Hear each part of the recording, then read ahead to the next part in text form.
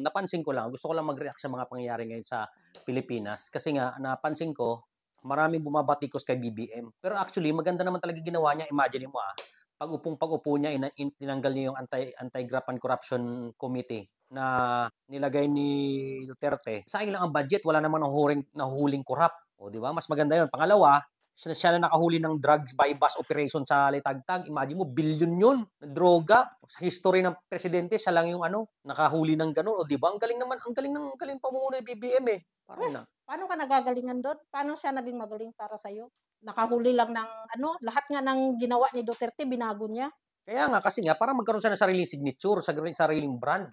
Buti sana kung pangit yung ginawa ni Duterte, pwede niyang tanggalin. Ang ganda-ganda na nga eh. Hindi rin kasi natin alam, malay mo, hindi natin alam ng tunay na istorya, di ba? Tsaka nanalo siya siya nanalo sa botohan sa eleksyon o di ba? Nanalo. Kundi lang dahil kay Sara nga, sabi nga ng karamihan eh. Oh, Hindi yan mananalo na presidente, nagmakaawa nga lang yan. grabe naman.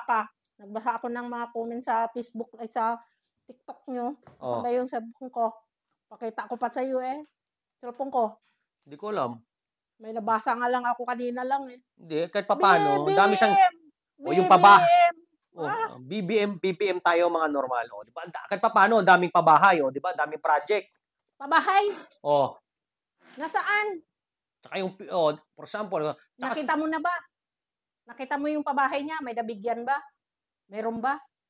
Siyempre. Kay Duterte meron.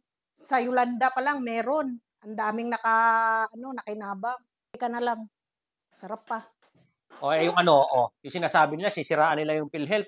Pero sabi nga niya, di ba, wala naman daw, huwag kayong mag-alala.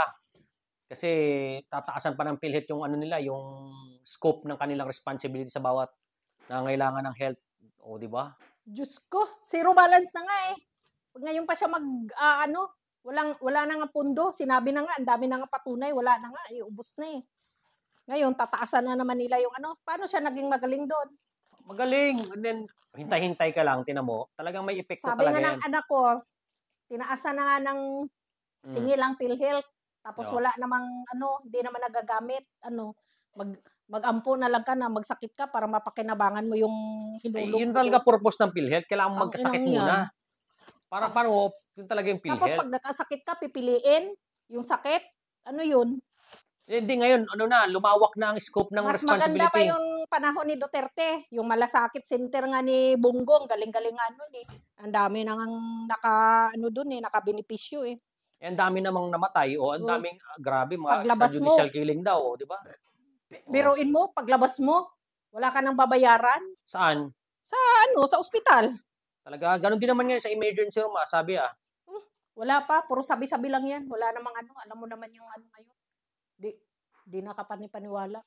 Tsaka yung pinagtatawan lang ngiwi-ngiwi ni bali mo may sakit siya talaga na mandibular. Normal yan. Ha? Ha? Ano yung inborn? Hindi, mali mo may sakit siyang tawag diyan mandibular Mannerism. problem, mannerism. Joke 'yon. Si Duterte nga meron eh. Anong mannerism ni Duterte? Di ba kay Duterte? Kumikirat. Ano? Kumikirat-kirat si Duterte. Di ba? Kanya-kanya may problema lang talaga sa mannerism. Hindi mo pwede sisihin. Ganun lang talaga si BBM. Pero para sa akin, maganda yung pamamahala niya. Okay naman Maganda. Mahal-mahal ng bilihin. Lahat nagtaas na. Kunti na lang, magbibente na bigas. 20 ang 1/4, gano'n. Katulad nitong kape, dati 12 pesos lang to. Ngayon, 15 na. 16 pa nga eh. Diyos ko, wala nang mura ngayon. Mumurahin na lang siya. Hintay mo lang kailan ba magtatapos ang termino. Kaya yan. Basta ngayon mga normal. Kaya niya yan. Kaya niyang pabagsakin ang Pilipinas. Hindi nyo lang nakikita kasi nakapokus kayo sa social media. Pero pag nandun kayo sa Malacanang, malalaman nyo talaga tunay na storya. Di ba? Manood ka ng niya, ng mga rally niya. Yung bagong niya ngayon, kung meron ba talagang BBM, manood ka kung totoo yung pinagsasabi mo. Kung ayaw mong maniwala sa akin. Pero hindi naman siya, alam mo yun, dami nagkandamatay, di ba? Nagkandamatay?